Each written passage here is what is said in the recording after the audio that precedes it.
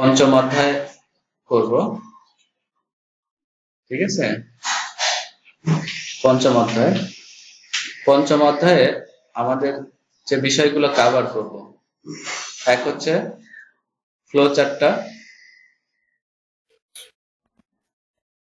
Chart, দুই হচ্ছে algorithm, আর তিন হচ্ছে সি প্রোগ্রাম,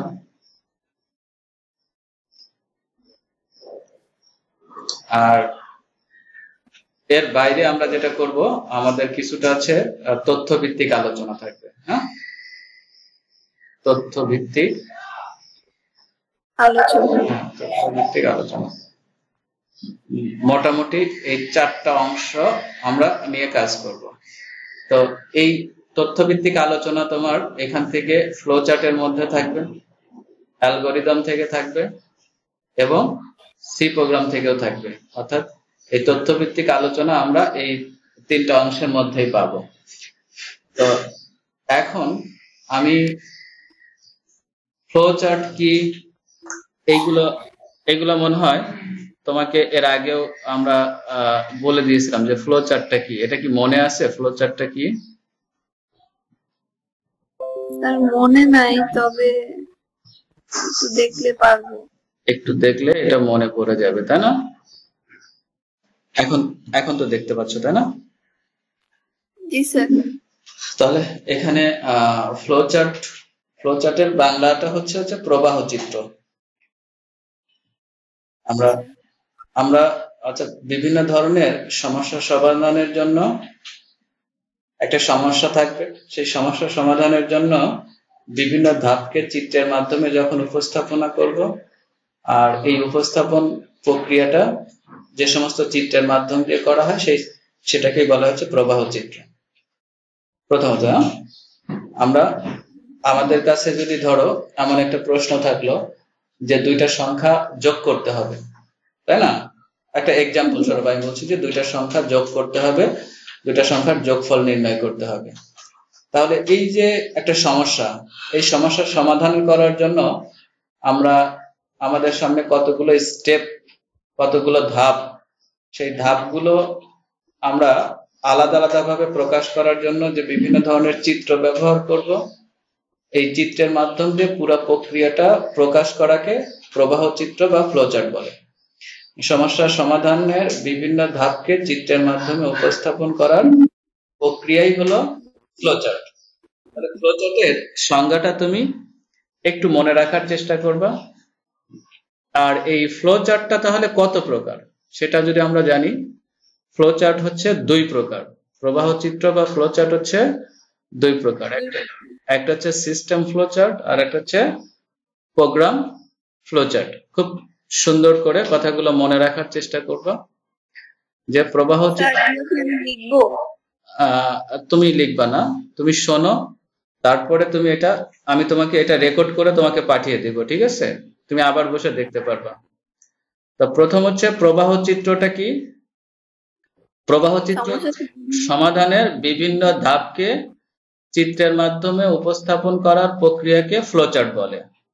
আর এই ফ্লোচার্ট হচ্ছে কত প্রকার? ফ্লোচার্ট হচ্ছে দুই প্রকার, একটা হচ্ছে সিস্টেম ফ্লোচার্ট আর একটা হচ্ছে প্রোগ্রাম ফ্লোচার্ট। আচ্ছা, এখন সিস্টেম ফ্লোচার্ট আর প্রোগ্রাম ফ্লোচার্ট এই দুইটা যেহেতু আলাদা, তাহলে দুইটার মধ্যে নিশ্চয়ই কোনো পার্থক্য আছে। আমরা যদি সেই পার্থক্যটা দেখার চেষ্টা করি যে সিস্টেম ফ্লোচার্ট ও প্রোগ্রাম ফ্লোচার্টের মধ্যে কি কি পার্থক্য আছে, এখানে খেয়াল করে দেখো। এক নম্বরে প্রোগ্রাম ফ্লোচার্টের মধ্যে আছে হচ্ছে প্রোগ্রামের বিভিন্ন ধাপের বিস্তারিত বর্ণনা দেওয়া হয়। প্রোগ্রাম ফ্লোচার্টের মধ্যে প্রোগ্রামের বিভিন্ন ধাপের বিস্তারিত বর্ণনা দেওয়া হয় হচ্ছে প্রোগ্রাম ফ্লোচার্টে। আর সিস্টেম ফ্লোচার্টের মধ্যে ডাটা প্রসেসিং এর বা কোন সিস্টেমের মধ্যে বিভিন্ন অংশের প্রবাহটা দেখানো হয়। এই হচ্ছে এক নাম্বার দুইটা মানে সিস্টেমের মধ্যে দুইটা প্রবাহ চিত্রের মধ্যে প্রথম পার্থক্য। একটা হচ্ছে বিস্তারিত বর্ণনাটা দেওয়া থাকবে, আর আরেকটা হচ্ছে যে এই ডাটাটা যখন প্রসেসিং হবে তাহলে সিস্টেমের মধ্যে বিভিন্ন অংশের মানে কোন দিক থেকে কোন দিকে প্রবাহটা দেখানো হয়। দিকটা বলে দেওয়া হয় যে প্রবাহটা এই দিক থেকে ওই দিকে যাবে, এটা হচ্ছে সিস্টেম ফ্লোচার্ট। দেন হচ্ছে প্রতীকে কিছু পার্থক্য আছে। সিস্টেম ফ্লোচার্ট আর প্রোগ্রাম ফ্লোচার্টের মধ্যে প্রতীক আমরা দেখতে পাচ্ছি যে এখানে এই সমস্ত প্রতীক হচ্ছে তোমার প্রোগ্রাম ফ্লোচার্টে ব্যবহার করি, আর ডান পাশে যে পার্থক্য যে চিত্রগুলো আছে হচ্ছে তোমার সিস্টেম ফ্লোচার্টে আমরা ব্যবহার করি। 3 নম্বর আরেকটা পার্থক্য আছে হচ্ছে প্রোগ্রাম রচনা ও তার ভুল নির্ণয় এবং সংশোধন করতে আমরা এই প্রোগ্রাম ফ্লোচার্টটা ব্যবহার করি। একটা প্রোগ্রাম ফ্লোচার্ট ব্যবহার করার 3 নম্বর উদ্দেশ্য হচ্ছে প্রোগ্রাম রচনা, অর্থাৎ একটা প্রোগ্রাম যে তৈরি করব সেই তৈরি করার জন্য কতগুলো স্টেপ থাকতে পারে, কি কি স্টেপ থাকতে পারে, সেই স্টেপ গুলো একটা চিত্রের মাধ্যমে অথবা তার ভুলগুলো নির্ণয় করা আর ভুল বা সংশোধন করার জন্য এই প্রোগ্রাম ফ্লোচার্ট গুলো আমরা ব্যবহার করি। আর সিস্টেম ফ্লোচার্ট হচ্ছে প্রোগ্রাম বর্তমান সিস্টেম বোঝাতে, অর্থাৎ যে সিস্টেম এক্সিস্ট আছে বোঝাতে এবং উন্নত সিস্টেম তৈরি করতে ইহা ব্যবহৃত হয়। অর্থাৎ অলরেডি একটা সিস্টেম আছে, সেই সিস্টেমকে তুমি চেঞ্জ করে এটাকে আরো উন্নত একটা সিস্টেমের মধ্যে নিয়ে যাবে, আরো সুন্দর সিস্টেমের মধ্যে নিয়ে যাবে, ঠিক আছে? সেই ধরনের সিস্টেমকে তৈরি করার জন্য যেটা ব্যবহার করা সেটা হচ্ছে সিস্টেম ফ্লো চার্ট, ঠিক আছে? আই থিঙ্ক ধরো আমরা যখন শুরুতেই আমাদের ইলেকট্রনিক ডিভাইস গুলো, আগের দিনের কথা যদি মনে করি যে মোবাইল গুলো অনেক বড় বড় ছিল, ইলেকট্রনিক ডিভাইস কম্পিউটার গুলো অনেক বড় বড় ছিল, সেগুলো কিন্তু ডেভেলপ করে ধীরে ধীরে মানুষ কি করেছে, এটাকে আরো মানুষের ফ্লেক্সিবল ছোট আকৃতিও ছোট করে নিয়ে আসছে এবং ব্যবহারেও খুব সুন্দর করে নিয়ে আসছে। আমি যে এক্সাম্পলের কথা বলছিলাম একটু আগে, যে আমরা প্রবাহ চিত্র মানে বিভিন্ন সমস্যার সমাধানের জন্য যে চিত্রের মাধ্যমে যেটা প্রকাশ করি সেটাকে যে কি বলা হয়, প্রবাহ চিত্র বলা হয়। তার একটা এক্সাম্পল বলছিলাম যে 3টা সংখ্যার যোগফল নির্ণয়। তাহলে 3টা সংখ্যার যোগফল নির্ণয়ের জন্য যদি আমরা ফ্লো চার্ট দেখি, তাহলে ভেরি সিম্পল ওয়েতে ফ্লো চার্টটা যদি দেখতে চাই, দেখো এই যে আমরা চিত্রটা এখানে দেখতে পাচ্ছি যে 3টা সংখ্যার যোগফল নির্ণয়ের ফ্লো চার্ট। এই ফ্লো চার্টটা হচ্ছে এইটা, 3টা সংখ্যার যোগফল নির্ণয়ের ফ্লো চার্ট। এখানে দেখো বেশ কিছু মানে সিম্বল অর্থাৎ চিত্র ব্যবহার করা হয়েছে, শুরু এবং শেষ। এই দুইটা চিত্র ডিম্বাকৃতির, প্রায় সেম, দেখতে একই, অর্থাৎ শুরুর সিম্বলটা এবং শেষ সিম্বলটা একই হয়। আর এইখানে দেখো যে সামান্তরিক আকৃতির যে সিম্বলটা আছে, এই সিম্বলটা দুটা জিনিস, একটা হচ্ছে ইনপুট হিসেবে ব্যবহার করা হয় আর একটা হচ্ছে আউটপুট হিসেবে ব্যবহার করা হয়। এই যে সামান্তরিক আকৃতির বাঁকা যেটা আছে, আর আয়তাকৃতির যেটা আছে, এটা হচ্ছে তোমার প্রসেসিং কাজে, একটা ডেটাকে প্রসেস করার জন্য, অর্থাৎ পুরো সিস্টেম মানে যে সূত্র প্রক্রিয়াটা, মানে যে কাজটা হবে, অর্থাৎ যে কাজটা হবে সেই কাজটা, অর্থাৎ সেটা যোগ হতে পারে, গুণ হতে পারে, ঠিক আছে, কোনো ফলাফল নির্ণয় করা, অর্থাৎ আউটপুট পাওয়ার জন্য যে কাজগুলো করা হবে। কোন একটা কাজ করে তো আমরা আউটপুট পাবো, তাই না? সেই আউটপুট পাওয়ার জন্য যে কাজটা হবে সেটাকে প্রক্রিয়া বা প্রসেসিং অংশ বলে, এই অংশটা, ঠিক আছে? লাইক দ্যাট আমরা ধরো একটা এক্সাম্পল স্বরূপ যদি বলতে পারি যে একটা চা যখন আমরা তৈরি করি, চা তৈরি করার জন্য বিভিন্ন ধরনের উপকরণ লাগে, যেটা আমরা ইনপুট হিসেবে নিতে পারি। আর প্রক্রিয়াকরণ করার জন্য ধরো এখানে চায়ের পানি গরম দিতে হবে, মিক্সড করতে হবে, অনেক ধরনের কাজগুলো আছে, যে কাজগুলো সম্পন্ন করা হয়েছে এই আয়তাকৃতির যে চিহ্নটা আছে সেই চিহ্নের মধ্যে। আর অন্য একটা যদি এক্সাম্পলের কথা বলি, ত্রিভুজের ক্ষেত্রফল, বর্গক্ষেত্রের ক্ষেত্রফল, আয়তক্ষেত্রের ক্ষেত্রফল, ফারেনহাইট থেকে সেলসিয়াস নির্ণয় করা, তাপমাত্রা নির্ণয় করা, এই যে কাজগুলো করবো এগুলো হচ্ছে কি এই প্রসেসিং চিহ্নের মধ্যে, ঠিক আছে? আর উপরে এই যে দ্বিতীয় আর হচ্ছে চতুর্থ যে সিম্বলটা আছে, এটা হচ্ছে চতুর্থ হচ্ছে তোমার আউটপুট আর দ্বিতীয়টা হচ্ছে তোমার ইনপুট, আর মাঝখানে যেটা আছে তৃতীয়, এটা হচ্ছে তোমার প্রসেসিং। মোটামুটি এটা হচ্ছে একদম তুমি কি বলবো যে প্রাথমিক যে একটা ধারণা, সেই ধারণাটা আমরা এই ধরনের সিম্বল ব্যবহার করে এইভাবে বিভিন্ন জিনিসের কি বলে নির্ণয় করতে পারি। এখন একটা ফ্লো চার্ট যখন তুমি তৈরি করবা, তার আগে তোমাকে ফ্লো চার্টের, যেমন এইখানে বলা হলো যে শুরুর জন্য এক ধরনের চিহ্ন, শেষের জন্য চিহ্ন, ইনপুট, তারপরে আউটপুট, তারপরে প্রক্রিয়া, এই যে চিহ্নগুলো আমরা ব্যবহার করি, ঠিক আছে? এই চিহ্নগুলো ব্যবহার করার জন্য আমাদের তো জানতে হবে, তাই না, যে কোন চিহ্ন দিয়ে কি বোঝানো হয়, এটা জানা দরকার না আমাদের? জি স্যার।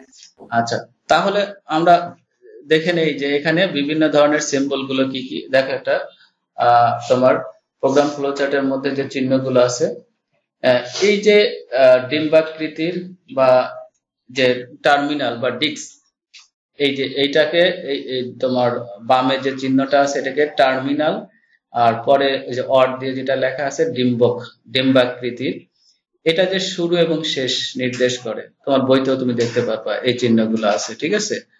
সামুদ্রিক আকৃতির যে চিহ্নটা আছে এটা দিয়ে আমরা অলওয়েজ ইনপুট এবং আউটপুট এটা আমরা নির্দেশ করব। আয়তাকৃতির যে চিহ্নটা আছে যেখানে চতুর্ভুজাকৃতির আয়তাকৃতি যেটা আছে সেটাকে প্রক্রিয়াকরণ, যেটা একটু আগে বললাম।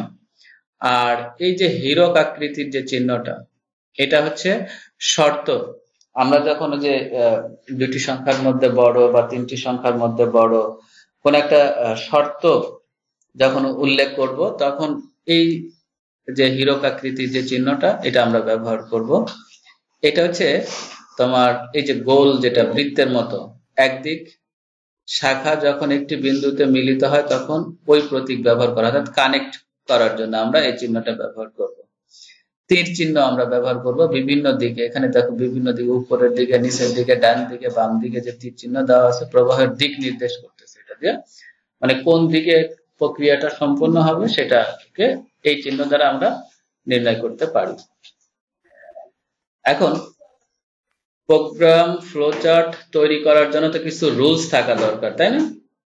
কিছু নিয়ম থাকা দরকার, ঠিক আছে। তো সেই নিয়মগুলো কি কি তুমি দেখতে পাচ্ছ তো স্ক্রিনটা? আচ্ছা, ফ্লোচার্ট তৈরির নিয়মগুলো এখানে মোটামুটি 8টা নিয়ম এখানে ইনক্লুড করেছি। ফ্লোচার্ট তৈরি করার জন্য প্রচলিত প্রতীক ব্যবহার করা উচিত। প্রথম হচ্ছে প্রচলিত প্রতীক, মানে হচ্ছে এখানে যে প্রতীকগুলো আছে সাধারণ সবসময় যে প্রতীকগুলো ব্যবহার করা হয় সেই প্রতীকগুলোকে প্রচলিত প্রতীক বলে, ঠিক আছে। আর হ্যাঁ, এরপরে আছে যে তীর চিহ্ন দিয়ে উপর থেকে নিচে বা বাম থেকে ডাইনে দেখানো উচিত। অর্থাৎ আমরা তীর চিহ্ন এখানে যেটা দেখো, এই যে একদম লাস্টের বক্সে যেটা আছে প্রবাহর দিক নির্দেশ করে, তো এইটা দিয়ে অর্থাৎ তীর চিহ্ন দিয়ে তুমি কোন দিক থেকে কোন দিকে মানে প্রবাহটা হবে সেটাকে নির্দেশ করে, ঠিক আছে। শেষ করছে ওটা।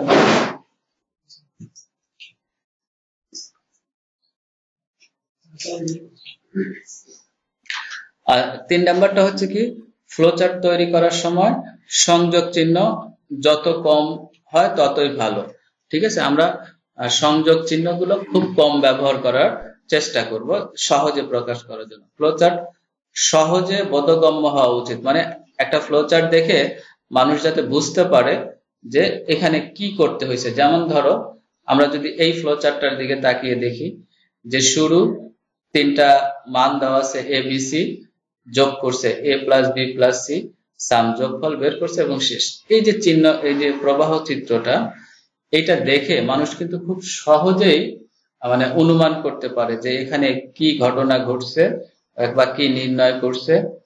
এই প্রক্রিয়াটা, পুরো প্রক্রিয়াটা একজন মানুষ দেখলেই বুঝতে পারবে। সো এই জন্য এখানে বলা হয়েছে যে ফ্লোচার্ট সহজে বোধগম্য হওয়া উচিত, অর্থাৎ মানুষ যেন খুব সহজে বুঝতে পারে। 5 নাম্বার হচ্ছে ফ্লোচার্ট নির্দিষ্ট কোনো প্রোগ্রামের ভাষায় লেখা উচিত নয়। এই 5 নাম্বারটা খুব ভালো করে মনে রাখো যে প্রোগ্রাম কোনো নির্দিষ্ট প্রোগ্রামের ভাষায় লেখা উচিত নয়। এই কথাটার মানে হচ্ছে যে আমরা প্রোগ্রামের ভাষা বলতে সি বুঝি, C++, জাভা, পাইথন, অনেক রকমের প্রোগ্রামিং ভাষা আছে। তো প্রোগ্রামিং ভাষায় না লিখে হিউম্যান রিডেবল ভাষা, মানুষ যে ভাষা বলতে, সেটা যেমন বাংলা হতে পারে, ইংরেজি হতে পারে, ঠিক আছে, আরো প্রচলিত ভাষা যেগুলো আছে সেই ভাষায়, অর্থাৎ প্রত্যেকটা দেশের নিজ নিজ ভাষায় এই প্রোগ্রামের ভাষায় না লিখে ফ্লোচার্টটা সেই হিউম্যান রিডেবল যে ভাষাটা আছে সেই ভাষায় লেখা উচিত, ঠিক আছে। তারপরে 6 নাম্বার যেটা বলা হয়েছে, খেয়াল করে দেখো, 6 নাম্বারটা বলা হয়েছে যে চিহ্নগুলো ছোট বড় হলে ক্ষতি নাই, তবে আকৃতি ঠিক থাকতে হবে, ঠিক আছে। বিষয়টা হচ্ছে কেমন একটু খেয়াল করে দেখো। বলছে যে চিহ্নগুলো ছোট বড় হলে কোনো ক্ষতি নাই, তবে আকৃতি ঠিক থাকতে হবে। এই কথাটার মানে হলো, এইখানে দেখো, খেয়াল করে দেখো, এই যে তোমার এখানে 1 2 3 4 5 পাঁচটা যে চিহ্ন ব্যবহার করা হয়েছে, আকৃতি ব্যবহার করা হয়েছে, এই পাঁচটা আকৃতি দেখতে, এইখানকার ফ্লোচার্টটা দেখতে অনেক সুন্দর লাগতেছে না? আমি যদি জি স্যার। এখানে কোনো একটা আকৃতি বড় করে দিতাম, ধরো এই শুরুটা অনেক বড় করে দিতাম, শেষেরটা ছোট করে দিতাম, ঠিক আছে, এরকম যদি আকারে যদি কোনোটা ছোট বড় করে দিতাম, তাতেও কিন্তু কোনো ভুল থাকতো না, বাট দেখতে কেমন যেন খারাপ লাগতো। তো আবার এটা ছোট বড় হলে সমস্যা নাই, কিন্তু আকৃতি ঠিক থাকতে হবে। যেমন এখানে টার্মিনাল আকৃতি, তোমাকে টার্মিনাল আকৃতি করতে হবে, এটা সামুদ্রিক আকৃতি, সামুদ্রিক আকৃতি করতে হবে। কিন্তু আকৃতি বিকৃতি করলে কিন্তু সেটা আবার গ্রহণযোগ্য হবে না। আকৃতি ঠিক রেখে তুমি ছোট বড় করতে পারো, তবে সেই ক্ষেত্রে ছোট বড় না করাটাই উচিত, মানে যাতে দেখতে সুন্দর লাগে সেই জিনিসটা করা উচিত। তারপরে দেখো 7 নম্বরে যেটা বলা হয়েছে, প্রয়োজনে চিহ্নের সাথে মন্তব্য দিতে হবে। অর্থাৎ কোন কোন চিহ্ন যদি মানুষ বুঝতে না পারে, 7 নম্বরে বলছে কোন চিহ্ন দ্বারা বুঝতেছে না, তখন সাইড নোট হিসেবে, আমরা যে সাইড নোট বলি আর কি, যখন ম্যাথ করি আমরা, দেখো একটা ম্যাথ করার সময় কোনো ক্যালকুলেশন করছি বা কোনো মান বসাইছি, তখন সাইডে একটা নোট দিয়ে দেয় যে এটা কেন, এই লাইনটা কেন হয়েছে, ঠিক আছে? তো এই চিত্র দ্বারা, এই চিত্রেতেও এরকম কিছু জিনিস থাকবে যে চিত্রগুলো হয়তো মানুষ দেখে খুব সহজে বুঝতে পারবে না, তখন প্রয়োজনে ওই চিহ্নের পাশে আমরা মন্তব্য অর্থাৎ সাইড নোট হিসেবে দিয়ে দিব। দেন 8 নাম্বারটা বলা হয়েছে যে প্রত্যেকটি প্রতীকের ভিতরে লেখা সহজ ও সংক্ষিপ্ত হবে। অর্থাৎ আমরা অনেক বেশি লিখবো না। এখানে প্রতীকের মধ্যে কি দেখো, এই যে লেখা আছে, অনেক বেশি লেখা আছে না কম লেখা আছে? যত কম পারা যায়, অনেক কম লেখা আছে। অর্থাৎ প্রতীকের মধ্যে লেখাগুলো যত কম হবে ততই সহজ হবে। অর্থাৎ বলছে প্রত্যেকটি প্রতীকের ভিতরে লেখা সহজ ও সংক্ষিপ্ত হবে। দেখো এখানে শুরু ABC, মানে এই চিহ্নটাই তো এটা ইনপুট। আমরা অনেক সময় এখানে লিখি যে ইনপুট ABC, তার মানে কি এই চিহ্নটাই হচ্ছে ইনপুটের, আবার আমি ভিতরে লিখলাম ইনপুট, তাহলে কেমন যেন দুইবার একই কথা হয়ে গেল না? তার মানে এখানে লেখাগুলো খুব সহজ। এখানে হচ্ছে সাম, যোগফল, ঠিক আছে? মানে স্যার ইনপুট আউটপুট না লিখলেও হবে? ইনপুট আউটপুট শব্দটা লেখার দরকার নেই, কারণ এই শব্দটাই তো, এই চিহ্নটাই তো ইনপুটের শব্দ, এই চিত্র এইটাই তো আউটপুটের। তাহলে আমি শুধুমাত্র সাম মানে হচ্ছে আউটপুট সাম, আর ABC মানে হচ্ছে ইনপুট ABC, মানে আমরা এই চিত্র দিয়েই তো এটা বুঝতে পারি, তাই না? সো এইখানে এই জন্য বলা হয়েছে যে প্রত্যেকটি প্রতীকের ভিতরের লেখা সহজ ও সংক্ষিপ্ত দিতে হয়। এই যে 7টা 8টা যে নিয়ম ফ্লোচার্ট তৈরি করার জন্য, কেউ যদি এই 7টা 8টা নিয়ম মেনে ফ্লোচার্ট গুলো তৈরি করে, আমি আশা করি যে তার ফ্লোচার্ট গুলো সুন্দর হবে এবং সংক্ষিপ্ত আকারে লিখলে যে কেউ দেখলে বুঝতে পারবে, এবং তোমার পরীক্ষার খাতায় উপস্থাপন করলে টিচারও খুশি হবে। বুঝতে পারছো না বিষয়টা? জি স্যার। আচ্ছা, এখন আমরা যেহেতু অধ্যায়টা শিখবো যে সি প্রোগ্রামিং ল্যাঙ্গুয়েজের কিছু বৈশিষ্ট্য আছে, যে বৈশিষ্ট্যগুলো আমরা দেখতে পারি। আর সি প্রোগ্রামের জনক হচ্ছে ড্যানিস রিচি, আমরা পাশে চিত্র ভদ্রলোকের দেখতে পাচ্ছি। তো সি ভাষায় প্রতিটি প্রোগ্রামের শুরুতে হেডার ফাইল উল্লেখ করতে হয়, 1 নম্বর বৈশিষ্ট্য। এটা তোমাকে মনে রাখতে হবে যে যখনই তুমি সি প্রোগ্রাম লিখবা তখন তোমাকে কি করতে হবে? হেডার ফাইল উল্লেখ করতে হবে। আচ্ছা, হেডার ফাইল উল্লেখ করবা, এই কথাটার মানে কি সেটি হচ্ছে, আমরা যদি এখানে কোন একটা প্রোগ্রাম তাকায় দেখি, এখানে কোন প্রোগ্রাম যদি পাই, একটু দেখার চেষ্টা করি।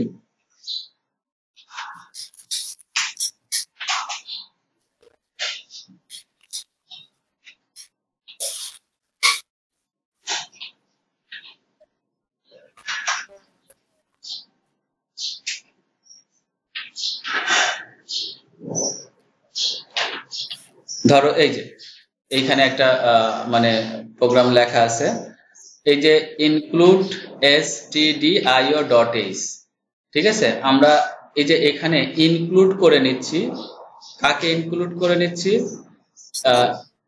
H ফর হচ্ছে হেডার, এইচ হচ্ছে কি header, header. Standard input output. Standard input আউটপুটটা আমরা চাচ্ছি সেটা হচ্ছে এইটার মাধ্যমে আমরা হেডার ফাইলকে ইনক্লুড করে ফেলছি।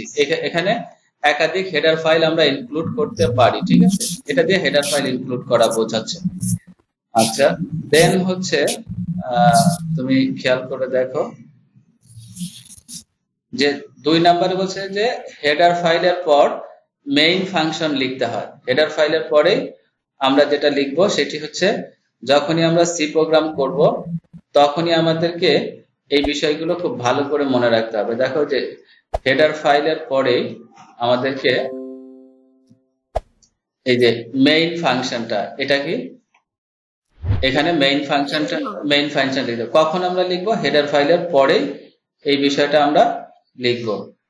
দেন হচ্ছে খেয়াল করে দেখো 3 নম্বর হচ্ছে প্রোগ্রামে ব্যবহৃত নির্দেশগুলোকে দ্বিতীয় বন্ধনী অর্থাৎ এই যে সেকেন্ড ব্র্যাকেটের মধ্যে রাখবো। এখানে খেয়াল করে দেখো তুমি যে প্রোগ্রামগুলো যখন এখানে লেখা হয়েছে যে মেইনের পরে এই যে সেকেন্ড ব্র্যাকেট দিয়ে শুরু হয়েছে, সেকেন্ড ব্র্যাকেট শেষ হয়েছে, অর্থাৎ এখানে যে প্রোগ্রামগুলো লেখা হয়েছে সবগুলো লেখাগুলোকে একটা সেকেন্ড ব্র্যাকেটের মধ্যে নিয়ে যাওয়া হয়েছে, ঠিক আছে। অর্থাৎ আমরা যখন কোনো প্রোগ্রাম লিখবো তখন এই যে প্রোগ্রামের নির্দেশগুলোকে দ্বিতীয় বন্ধনীর ভিতরে রাখবো। সি প্রোগ্রামের ভাষায় স্টেটমেন্ট গুলো ইংরেজি ছোট হাতের অক্ষরে লিখতে হবে। এটা this is the most important একটা কথা। আমরা কখনোই সি প্রোগ্রামের যে স্টেটমেন্ট গুলো আছে, সি প্রোগ্রামের যে ল্যাঙ্গুয়েজ যে কিওয়ার্ড গুলো আছে, সেই কিওয়ার্ড গুলো আমরা ছোট বড় ক্যাপিটাল স্মল লেটার মিক্সড করব না, কখনোই ক্যাপিটাল লেটারে লিখবো না, সবসময় স্মল লেটারে লেখার চেষ্টা করব, ঠিক আছে, এবং লিখবো।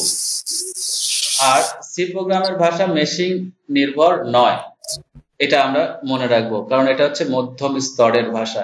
কিছুটা মানুষও বুঝতে পারে আবার মেশিনও বুঝতে পারে, এই জন্য মধ্যম স্তরের ভাষা বলে। এতে বিভিন্ন লাইব্রেরি ফাংশন ব্যবহারের সুবিধা আছে, অর্থাৎ সি প্রোগ্রামে অনেকগুলো লাইব্রেরি ফাংশন আমরা ব্যবহার করে কাজ করতে পারবো। বোঝা গেছে বিষয়টা? এই বৈশিষ্ট্যগুলো 6টা বৈশিষ্ট্যগুলো শিখে রাখতে হবে।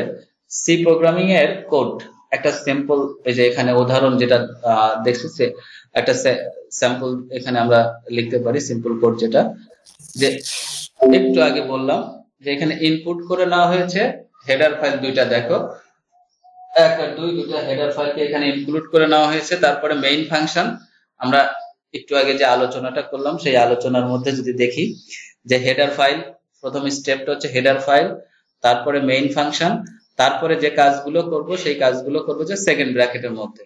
তাহলে এখানে দেখো এই যে 1 আর 2 হেডার ফাইল এটাকে ইনক্লুড করে নেওয়া হয়েছে, অর্থাৎ standard input output header file, conio.io.h এটা একটা হেডার ফাইল, এই দুটাকে ইনক্লুড করে নেওয়ার পরে মেইন ফাংশন, দেন সেকেন্ড ব্র্যাকেটের মধ্যে একটা স্টেটমেন্ট উল্লেখ করা হয়েছে যে প্রিন্ট দিস ইজ। স্যার এই যে কোনিও এটার মানে কি?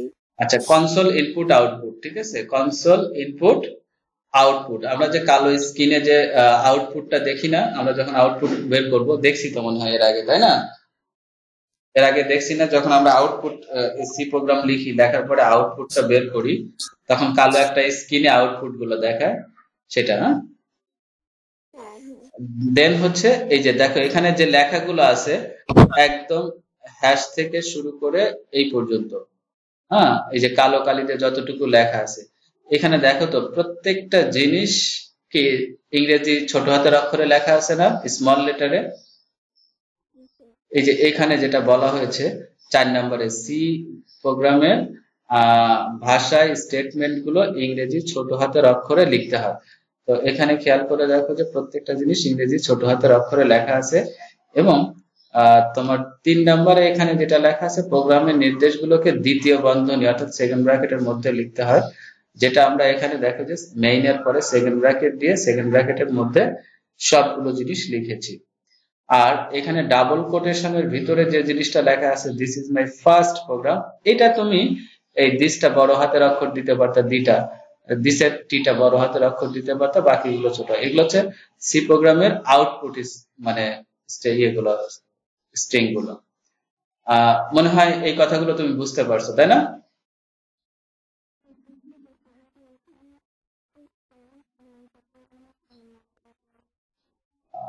তোমার নেটওয়ার্ক মনে হয় ইয়া হচ্ছে, এগুলো দুর্বল হয়ে গেছে, কথাগুলো অনেক দূর থেকে শোনা যাচ্ছে।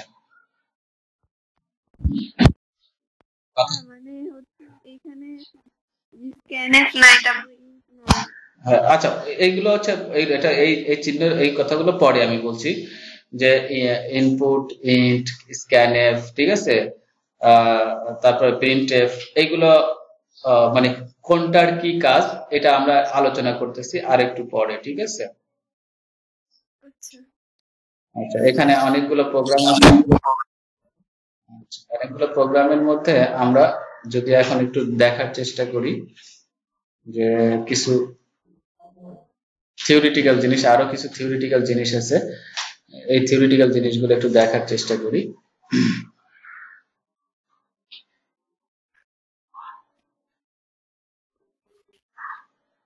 এই যে এইখানে আসো, এই এই তোমার যে কথাগুলো একটু আগে তুমি যে কথাগুলো বললা, সেই কথাগুলো এখান থেকে আমরা দেখতে পারি যে এখানে কি কি জিনিসগুলো আছে, কিছু ফাংশন গুলো আমাদের এখান থেকে আহ, জেনে নেওয়া উচিত। হুম, যে ব্যবহারিক ইনপুট আউটপুট স্টেটমেন্ট, ঠিক আছে?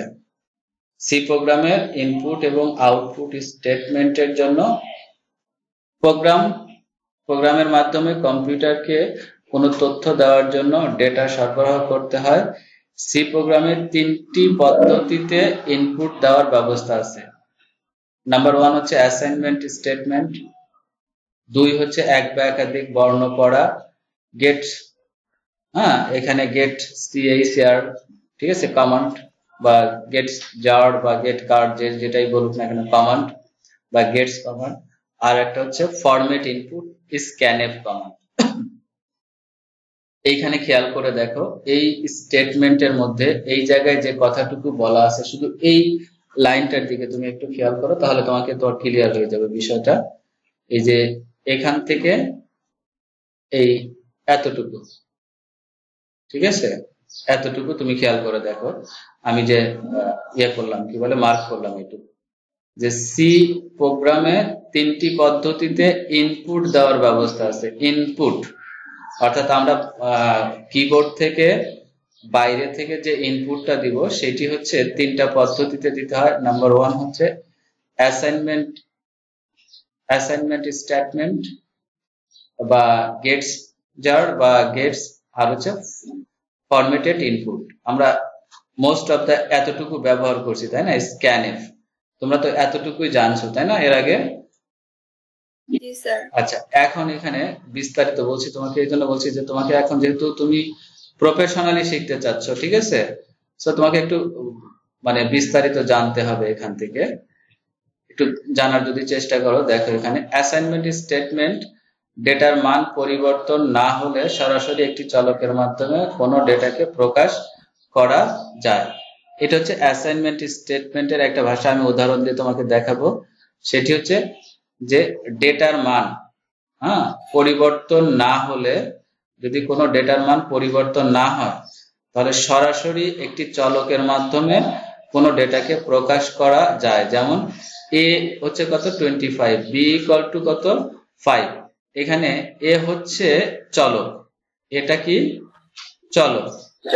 এখানে এই যে এখানে বলছে যে ডেটার মান পরিবর্তন না হলে, ডেটার মানটা পরিবর্তন হবে না, অর্থাৎ ডেটা যদি এখানে 25, এটা হচ্ছে ডেটা, এর মানটা হচ্ছে 25, মান পরিবর্তন না হলে সরাসরি একটি চলকের মাধ্যমে, অর্থাৎ একটি চলক মানে এ হচ্ছে একটি চলক, ঠিক আছে, এ চলকের মাধ্যমে কোনো ডেটাকে প্রকাশ করা যায়, সেটাই হচ্ছে কি অ্যাসাইনমেন্ট স্টেটমেন্ট। অর্থাৎ এখানে কোনো মানটাকে অ্যাসাইন করে দেওয়া হয়েছে, বলে দেওয়া হয়েছে। অ্যাসাইন করা মানে হচ্ছে বলে দেওয়া। আমি, হ্যাঁ, আমি আমি যদি এখানে এরকম করে বলি যে x ইকুয়াল টু হচ্ছে 5, তার মানে এক্স এর মানটা হচ্ছে কত, এক্স এর মানটা হচ্ছে 5, এইটা আমি বলে দিলাম, আর এটাই হচ্ছে অ্যাসাইন, ঠিক আছে, এইটা, এই মানটাকেই বলা হচ্ছে অ্যাসাইন, আর এই স্টেটমেন্টটাকেই বলা হয় অ্যাসাইনমেন্ট স্টেটমেন্ট, ঠিক আছে। এখানে এই ধরনের স্টেটমেন্ট যেটা থাকবে সেই স্টেটমেন্টটাকে বলা হবে অ্যাসাইনমেন্ট স্টেট। 2 নাম্বার বলছে যে এক বা একাধিক বর্ণ পড়া। একটি বর্ণ পড়ার জন্য সি প্রোগ্রামে এই স্টেটমেন্টটা গেটস মানে গেট ক্যারেক্টার এর সংক্ষিপ্ত হচ্ছে গেট ক্যার বা গেট স্যার কমান্ড ব্যবহৃত হয়। একাধিক বর্ণ পড়ার জন্য গেটস করতে হয়।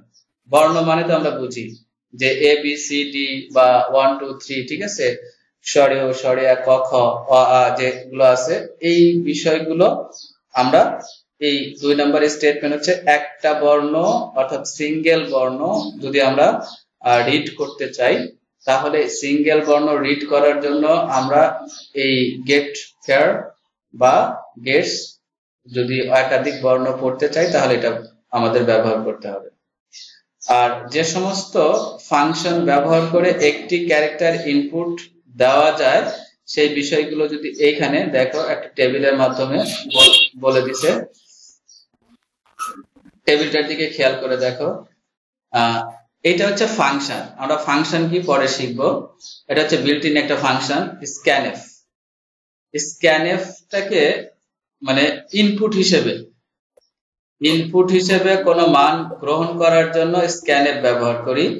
আর আমরা এটা মনে হয় এর আগে শিখেছি যে percentage C, percentage D, percentage এরকম ও যখন আমরা ব্যবহার করি এগুলোকে কি বলা হয় সেটা আমরা এর আগেই জেনেছি। স্ক্যানএফ তো একটি ক্যারেক্টার ইনপুট দেওয়া যায় এবং তা মনিটরে দেখায়। এই স্ক্যানএফ ফাংশনের মাধ্যমে ইনপুট অর্থাৎ এখানে বলছে যে একটা ক্যারেক্টার হিসেবে ইনপুট দেওয়া যায় আর ওই ইনপুটটাই আবার কোথায় দেখাবে, এই যে যেমন আমাদের এখানে মনিটরটা আছে, মনিটরে যেমন আমরা দেখতে পাচ্ছি ঠিক এরকম মনিটরে দেখার জন্য এই যে ক্যারেক্টার এখানে হচ্ছে ক্যারেক্টার সি, এই সি হচ্ছে ক্যারেক্টার, এইটার কারণে একটা ক্যারেক্টার ইনপুট দেওয়া যাবে আর ওই ক্যারেক্টারটাই কি হবে মনিটরে যা প্রদর্শিত হবে। স্ক্যানএফ হচ্ছে ফাংশন, এই স্ক্যানএফ এর মাধ্যমে ইনপুট নেবে আর এই যে পার্সেন্টেজ সি দ্বারা বোঝাবে হচ্ছে একটা ইনপুট। পার্সেন্টেজ সি দিয়ে কি বোঝাবে একটা ইনপুট, অর্থাৎ আমি যখন স্ক্যানএফ দিব ফাংশনের মধ্যে যখন স্ক্যানএফ শব্দটা লিখবো ভালো করে খেয়াল করো, স্ক্যানএফ ফাংশন এই ফাংশন দিয়ে কি বোঝায় ইনপুট নেওয়া, অর্থাৎ সি প্রোগ্রামে ইনপুট নেওয়ার জন্য আমরা এই স্ক্যানএফ ফাংশনটা ব্যবহার করব। আর পার্সেন্টেজ সি যখন ব্যবহার করব, এটা যখন আমরা ব্যবহার করব তখন আমাদেরকে সিঙ্গেল ক্যারেক্টার অর্থাৎ একটা ক্যারেক্টার একটা বর্ণ, ঠিক আছে, একটা বর্ণ হিসেবে ইনপুট নিব এবং আউটপুট হিসেবেও এই একটা বর্ণ দেখাবে, ঠিক আছে, একটা বর্ণ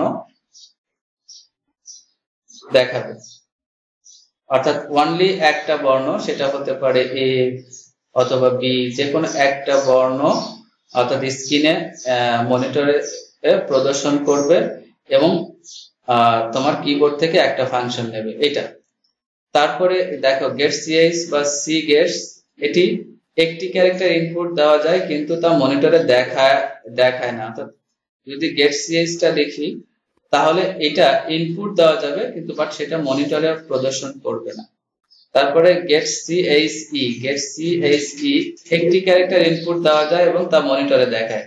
এটাও গেট যার একটি ক্যারেক্টার ইনপুট দেওয়া যায় এবং মনিটরে দেখায়। এই যে 1 2 3 4 এই চারটা বিষয় আমরা প্র্যাকটিক্যালি দেখব কিভাবে কাজ করে এই চারটা বিষয়ে। দেন দেখো যে সমস্ত ফাংশন ব্যবহার করে স্ট্রিং ইনপুট দেওয়া যায় তার নিচে দেখো স্ট্রিং ইনপুট। স্ট্রিং মানে হচ্ছে স্বাভাবিকভাবে কোনো একটি লেখাকে নির্দেশ করে, ঠিক আছে। আমরা যদি এখানে দেখি যে স্ট্রিং মানে হচ্ছে স্বাভাবিকভাবে কোনো একটা লেখা থাকবে, সেই লেখাটাকে আমরা কিভাবে প্রদর্শন করব স্ক্যানএফ। যে এস, এখানে তোমাকে খেয়াল রাখতে হবে হচ্ছে এস এইটা, তো এইটার জন্য এই যে পার্সেন্টেজ এস এন্ড সিএইচ কোনো ফাঁকা স্পেস অনুমোদন করে না। এটা দিয়ে আমাদের যে কি বলে ইনপুট হিসেবে নেওয়া হবে সেটা আমরা ব্ল্যাঙ্ক ফাঁকা স্পেস ছাড়া এই ফাংশনটা অর্থাৎ এইটা ব্যবহার করব। স্ক্যানএফ আমরা যখন এইভাবে ব্যবহার করব পার্সেন্টেজ দিয়ে, দেখো দুইটা থার্ড ব্র্যাকেট এবং এই যে এটাকে আমরা বলি হচ্ছে কি বলে উপরের দিকে যে বাঁকা চিহ্নটা আছে, এইটা যখন আমরা ব্যবহার করি ফাঁকা স্পেস অনুমোদন করে, এরকম থাকলে বোঝা যাবে যে আমরা একটা স্পেস দিতে পারবো, ঠিক আছে। আর এটা ফাঁকা স্পেস অনুমোদন করে, আমরা এভাবেও যদি লিখি তাহলে ফাঁকা স্পেস অনুমোদন করবে। এখন এখানে ছোট্ট একটা জিনিস, এইগুলো তোমার কাছে তোমার বইতে আছে, বই থেকেও তুমি পড়বা এবং আমাকে নেক্সট টাইমে এইগুলোর সম্পর্কে আরো জানার চেষ্টা করবা, যে প্রশ্ন করে যেটা বুঝতে পারো না। গেটস ফাংশন এবং স্ক্যানএফ ফাংশনের মধ্যে কিছুটা পার্থক্য আছে, এখানে ক্লিয়ার করে দিছে যে কিছুটা পার্থক্য আছে এই দুটার মধ্যে। সেটি হচ্ছে গেটস ফাংশনের মাধ্যমে একই সময়ে শুধুমাত্র একটি স্ট্রিং ফাঁকা স্থান সহ ইনপুট দেওয়া যায়। এটা কিসের মাধ্যমে? এইটার খেয়াল করতে, গেটস মাধ্যমে সেখানে স্ট্রিং দেওয়া যাবে এবং ফাঁকা স্থানও দেওয়া যাবে। একই সময়ে যত ক্যারেক্টার ইনপুট দেওয়া হোক না কেন, গেটস ফাংশন তা একটি স্ট্রিং হিসেবেই ধরে নেবে। অর্থাৎ তুমি এখানে যতগুলো স্ট্রিংই ব্যবহার করো না কেন, ও সবসময় একটা স্ট্রিংই ব্যবহার করবে। আর অন্যদিকে স্ক্যানএফ ফাংশনটা কি করে দেখো, স্ক্যানএফ ফাংশন এটা খুব ইম্পর্টেন্ট একটা পার্ট তোমার আইসিটি তে শিখে রাখার জন্য। স্ক্যানএফ ফাংশন একই সময়ে একাধিক স্ট্রিং ইনপুটের অনুমতি প্রদান করে। এখানে একই লাইনের প্রতিটি ফাঁকা স্থান আলাদা আলাদাভাবে ডেটা আইটেম নির্দেশ করে, অর্থাৎ তুমি যতগুলো ডেটাগুলো দিবা সেগুলো প্রত্যেকটাই আলাদা আলাদা হিসেবে সে নিয়ে নেবে, ঠিক আছে। আর গেটস ছিল কি, তুমি যতগুলোই দাও না কেন সে একটা হিসেবে নিয়ে নেবে। এই যেখানে বলছে যে যতগুলো একই সময় যত ক্যারেক্টার ইনপুট দেওয়া হোক না কেন, গেট ফাংশন তাকে একটাই স্ট্রিং হিসেবে ধরে নেবে। গেটস হচ্ছে আমি যখন গেটস এর মধ্যে একাধিকটা দিচ্ছি তখন সে একটা ধরে নিচ্ছে, আর অপরদিকে স্ক্যানএফ আমি একাধিক দিলে ও একাধিকই ধরে নিচ্ছে, ও আলাদা আলাদা হিসেবেই ধরে নিচ্ছে। এটা ছিল হচ্ছে তোমার গেটস আর হচ্ছে তোমার স্ক্যানএফ এর মধ্যে একটা মৌলিক ডিফারেন্স। যদি আমরা তিনটি স্ট্রিং ইনপুট করতে চাই গেটস ফাংশনের জন্য, দেখো গেটস n1 n2 n3 অর্থাৎ তিনটা ভেরিয়েবল ফাংশনের জন্য আমরা আলাদা আলাদা ভাবে এইভাবে দেখো যে আমরা এই যে স্ট্রিং যেহেতু নিব তাহলে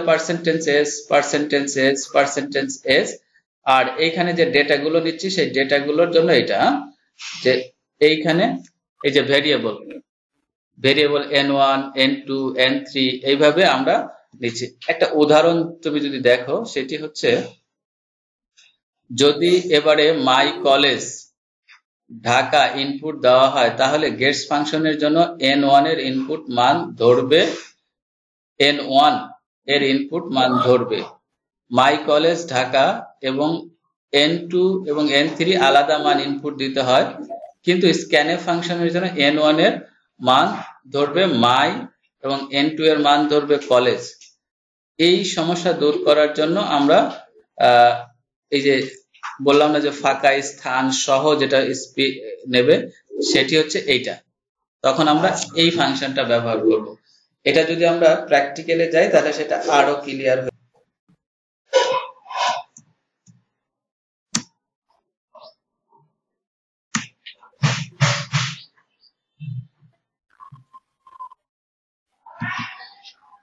আচ্ছা, এইখানে একটু খেয়াল করে দেখো, তুমি লেখাগুলো দেখা যাচ্ছে? দেখা যাচ্ছে। গুড। দেখো আমরা ফার্স্ট হচ্ছে ইনক্লুড stdio.h, তারপরে ইনক্লুড আমরা আরেকটা library function header file std library ফাংশনটা কল করে নিছি, তারপরে ইন্ট মেইন আমরা এখানে ইন্ট শব্দটা তুলে দেই যেহেতু ইন্ট, তারপরে সেকেন্ড ব্র্যাকেট, দেন হচ্ছে printf হ্যালো ওয়ার্ল্ড রিটার্ন 0। এটাকে যদি এখন আমরা ফার্স্টলি চেক করে দেখি, আউটপুট হিসেবে দেখতে চাই, আমি দেখো বিল্ড করে আউটপুট হিসেবে তোমাকে দেখাচ্ছি। প্রোগ্রামটা যদি ঠিক থাকে, কোনো ভুল না থাকে তাহলে রান হবে। দেখো এই যে প্রোগ্রামটা রান হয়েছে, রান হয়ে এইখানে একটু খেয়াল করে দেখো তুমি, এই যে এইখানে দেখো তো হ্যালো ওয়ার্ল্ড দেখা যাচ্ছে না এই জায়গা? হ্যাঁ আচ্ছা, এই লেখাটা কোনটা? এই লেখাটা হচ্ছে এই যে এইখানে যে প্রিন্টএফ এর মধ্যে যে হ্যালো ওয়ার্ল্ড, এই সেই হ্যালো ওয়ার্ল্ড লেখাটা এখানে, এই যে হ্যাঁ, এইটা হচ্ছে সেই হ্যালো ওয়ার্ল্ড, অর্থাৎ এটা প্রিন্ট করছে, যে প্রিন্টএফ দিয়ে এখান থেকে এটা নিয়ে নেয়। আর এটা যদি খেয়াল করে দেখো তুমি, এটা হচ্ছে আউটপুটের জন্য। আর ইনপুটের জন্য আমরা ব্যবহার করি হচ্ছে কি, এই যে স্ক্যান, SCANF, স্ক্যানএফ। হ্যাঁ, আউটপুটের জন্য আমরা স্ক্যানএফ ব্যবহার করি। এখানে খেয়াল করো, আউটপুটের জন্য স্ক্যানএফ ব্যবহার করার জন্য আমরা যদি কোনো সংখ্যা নেই তাহলে %d ব্যবহার করি, তাই না? কোনো সংখ্যা নিলে জি স্যার।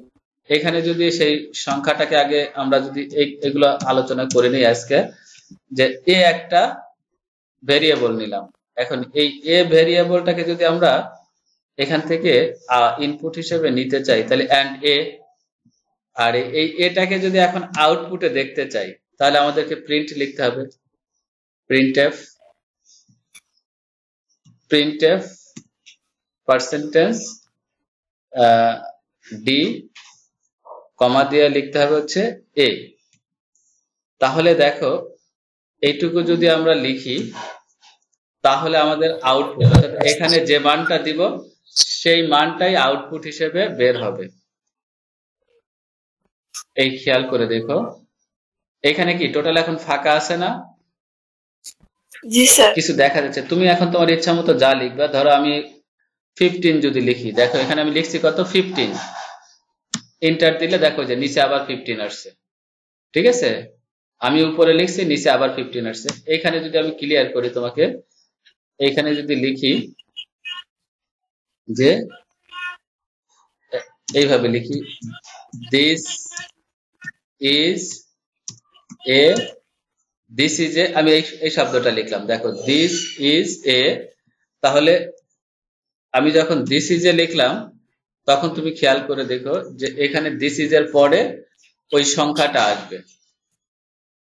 আমরা যদি দেখি এইখানে ধরো এবার 20 লিখলাম, 20, তাহলে দেখো এই যে লেখছে this is a 20, this is a 20, তাই না? তার মানে এই স্ক্যান দিয়ে আমরা ইনপুট নিলাম, স্ক্যান দিয়ে ইনপুট নিলাম, আর এই প্রিন্টএফ দিয়ে আমরা আউটপুটটা বের করলাম।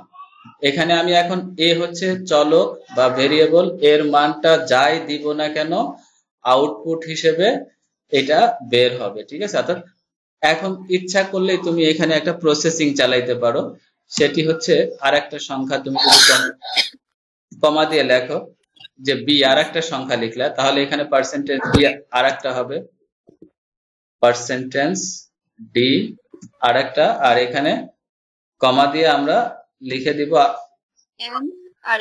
বি।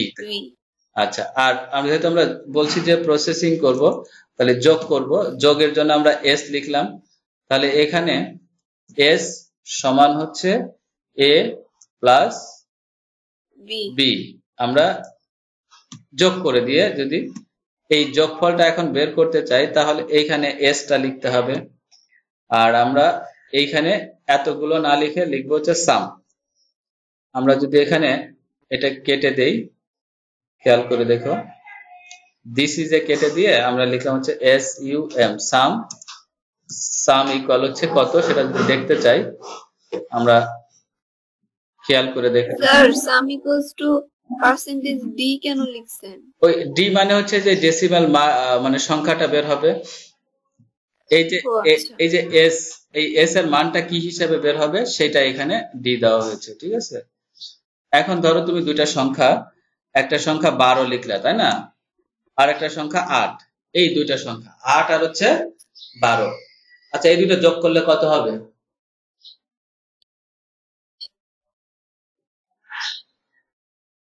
8 আর 12 যোগ করলে কত হবে বলো তো?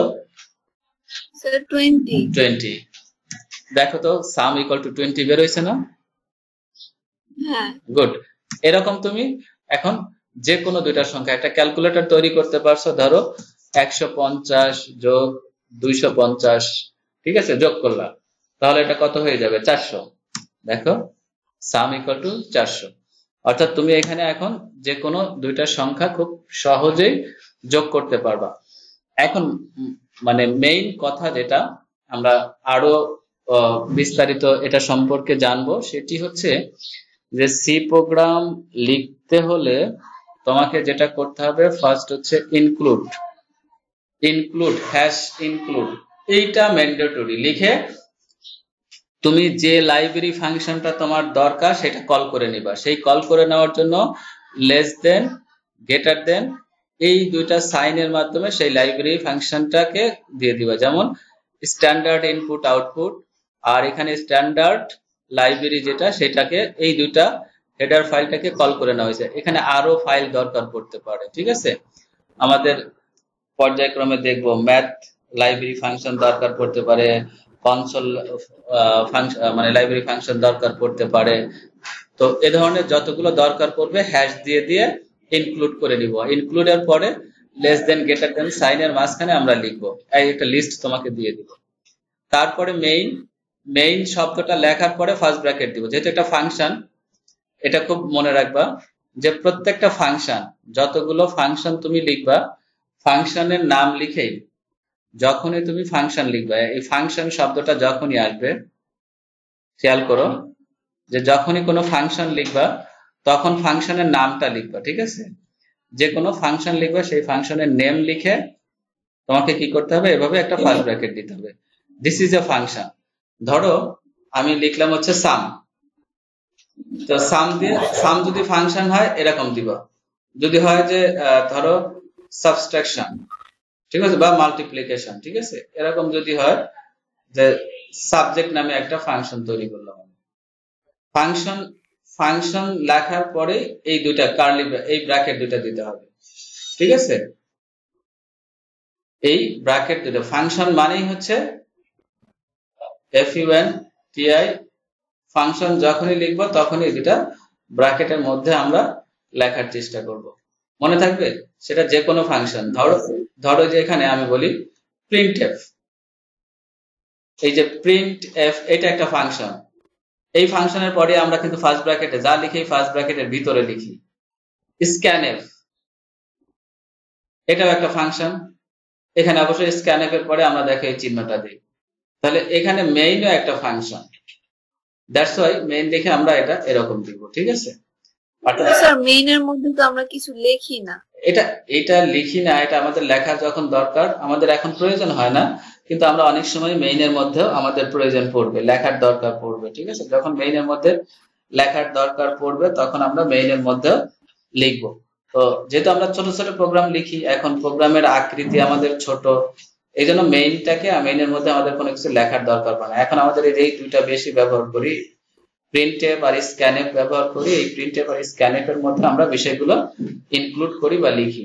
আই থিংক মনে হয় বুঝতে পারছো বিষয়গুলো, তাই না? জি স্যার। আচ্ছা, স্যার আসসালামু আলাইকুম। ওয়ালাইকুম আসসালাম। Yeah.